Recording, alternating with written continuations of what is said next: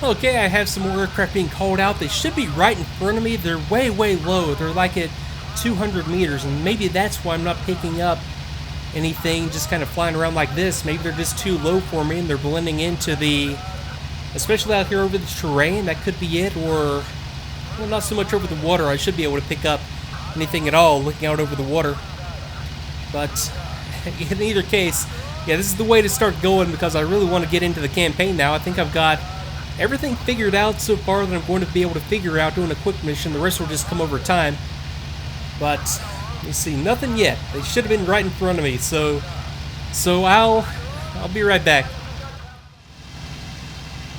Okay, continuing along down the coast from Folkestone up to Dover itself. I'm going to risk just flying around here on the coast at low level. I know that I'm bound to get shot down, and I don't mind getting shot down for now. Even if it's just doing something like this, or if it's in an air-to-air engagement. Yeah, I'm just kind of, like I said, just kind of getting used to the game engine, getting used to how things look and how things feel. So there we go. Got the inner harbor right here. All the pier going out. All the stuff right here. Radar station right up there on the top of the terrain right there. Isn't there like a... see, I've never... yeah, there it is. That's the like the old fortress right there on the hill, on the promontory, looking out over the harbor. I've never actually been to England. I keep meaning to go, but yeah, things and circumstances have just never allowed me to go there. It's always been, you know, most of the travel that I've done has just been associated with work, and that's hardly ever to the cool places in the world to visit. It's always just to the hot, dusty, and downright dangerous places. So one of these days, I think next year, I'm going to start to travel a little bit more.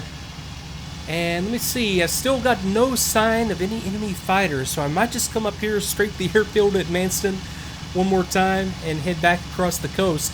And, you know, I was mentioning earlier how I have the manual prop pitch controls in this aircraft. I don't have on my cheat sheet any of these settings, the desired settings for cruise or for a combat or for just, you know, just basic flying. I have all that down for the E4B with the automatic controls, where you're just essentially setting the manifold pressure and letting the automatic control put it into the right RPM for you.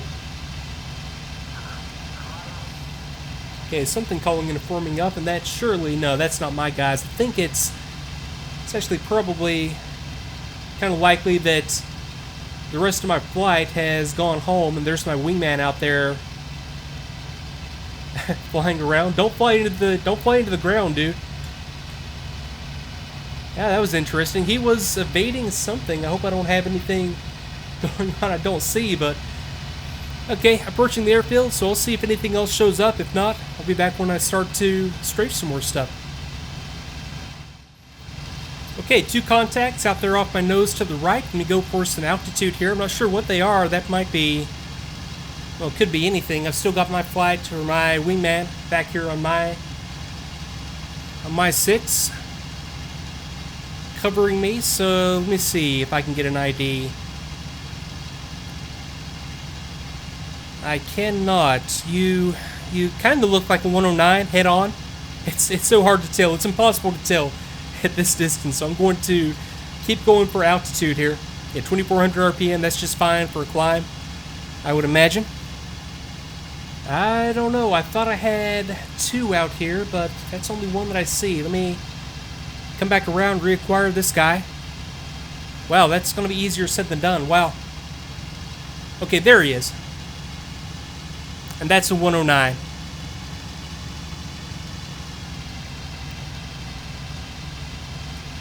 Okay, well, excitement over. I'm going to assume that those were both 109s that I was seeing just earlier. And there, of course, is my wingman up above me. Okay, let me check on these ground targets. I know that they were all destroyed, but I don't have anything out there on the airfield to strafe like I did last time. So let me just for practice, set up on these trucks. Let me zoom back out. Okay, trimmer nose down. Let's go for the one right out here on the end. And let me keep her coming on over. A little bit of rudder to help it. Okay, a little short. That should be dead on right there. Okay. I'll just come out here over the airfield. Yeah, I don't think it's set up with any kind of a defense at this point, which is just as well. Okay, so let me just practice this a little bit. Okay, I'm just going to pop up, roll straight back in on that same group.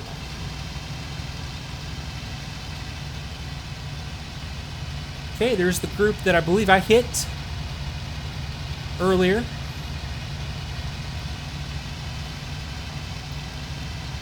And you get a lot different response out of TrackIR in Illusion 2 than in DCS.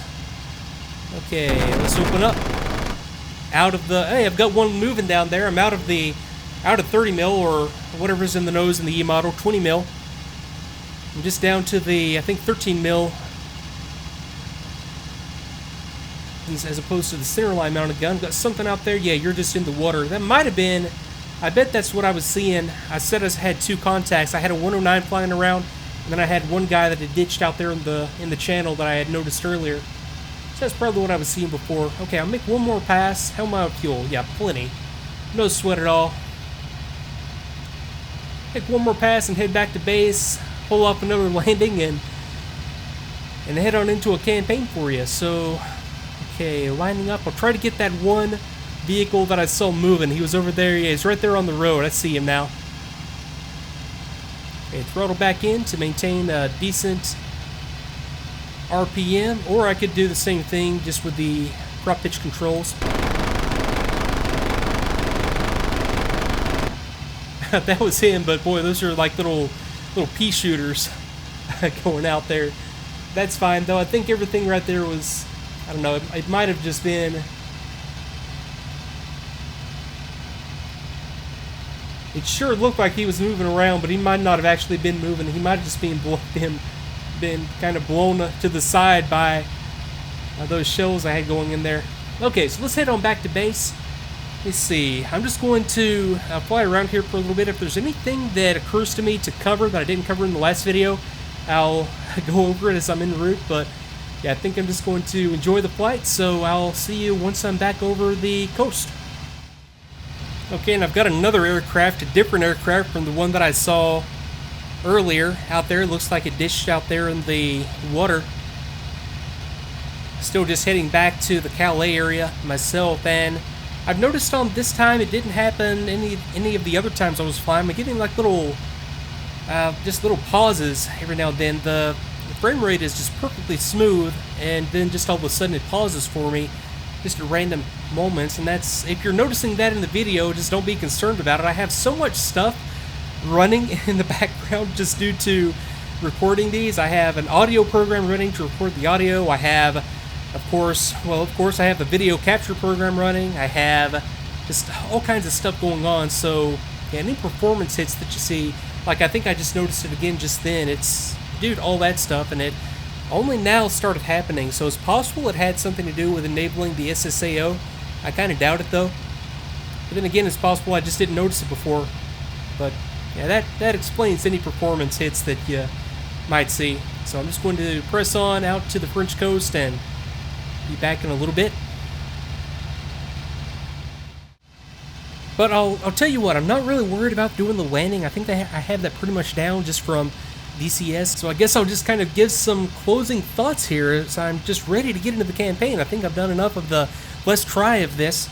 You know, I'm finding the graphics to be just awesome, especially when it comes to visibility of aircraft and visibility of ground targets and being able to determine what's what from a long ways away. You know, that's so important, especially in the 109, an aircraft that you want to plan ahead and really think about and set up your attacks and not have to get in close before you decide if you're against a Spitfire or against a Hurricane, or if it was just one of your own guys and you didn't identify them until it was too late. You want to be able to identify what the target is, think, and then set yourself up, and the aircraft visibility is going to allow me to do that in those situations. I'm having no trouble controlling the aircraft. It flies exactly, well, it's within the realm of what I would consider perfectly normal for a flight sim. Obviously, it's a good flight model we're dealing with here, especially I think with the Team Fusion updates, mods, patches, whatever you want to call them. The quirks within the aircraft are there, but it's not so quirky that it's impossible to fly the thing, which I think is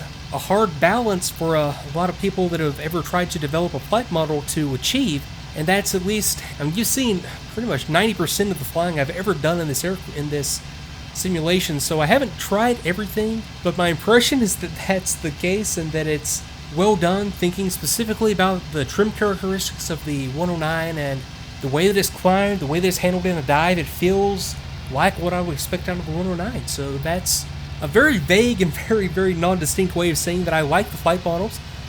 I've tried a little bit of the bomber experience, which I included in one of the news and channel updates that you might have seen, and it looks like there's a lot of potential for like a bomber campaign, something kind of like, if you remember the old B-17, the Mighty Eight. I mean, nothing that would be that immersive or that focused on running a squadron or running a bombing campaign, but it looks like we have the capability to jump between the different positions, or I should say plan a bombing mission and then do, as the player participant, whatever aspect of the mission you want to be. If you want to be a gunner on a mission, you can set it up, I believe, and just be the gunner and let the AI fly it. If you want to do the takeoff and landing, then jump to the gunner position, you can do that. If you want to just be the bombardier, you have that. We have some would look to be very, very complex and very, very well done depictions of bomb sites in this, which I haven't even begun to scratch the surface on. Now, I know that there is a big multiplayer community built around this flight sim, and by all accounts, it's about as good as a World War II multiplayer environment as we're going to get. And having watched some videos, I've never tried it, but watching other people do it and other people talk about it, it appears that that's a big draw. So I would heartily recommend some other channels. I have links to those, whatever I come up with in the video description, but I know Chuck Owl has done it. There's Ape of the Year, there's a whole host of others that can do a very good job of presenting that, and I'll have links to them in the video description. And as far as the single player experience, what I'm really shooting for here, it's, well, frankly, it's yet to be seen. I'm going to try the campaign, or hopefully, if all goes well, try multiple campaigns in this and see how it plays out, and we'll see how that goes. So far, it's been very, very immersive. I've been very, very impressed, and granted, I've only done the 2 quick missions that you've seen right here, with the way that you're drawn into the environment. I mean, granted, some of the radio calls seem a little bit random at some points. I think I'm going to have to start to get more of a feel for what those radio calls are trying to tell me and when they pop up. If you've watched me in DCS, I'm so used to the radio system in DCS that I can tell a lot about what's going on just by the timing of the calls and don't even have to hardly pay attention to them at all to be able to gain situational awareness from it. And I don't think I'm there yet in this. It might take a while to figure out what the system is, and also the wingman interaction with the radio commands is not what I was expecting and not what I was hoping it would be. But then again, maybe we'll get into the campaign and it's a case where you just don't need that much interaction. So those are my overall first impressions only of Evolution 2 Cliffs of Dover. I mean, you've seen what I've seen, so you've been able to draw your own conclusions based on what I'm showing here as far as whether this is something you would be interested in or not. I'm going to press on with the campaign now, and I hope to see you there. So thanks again for watching the series, and I'll see you next time.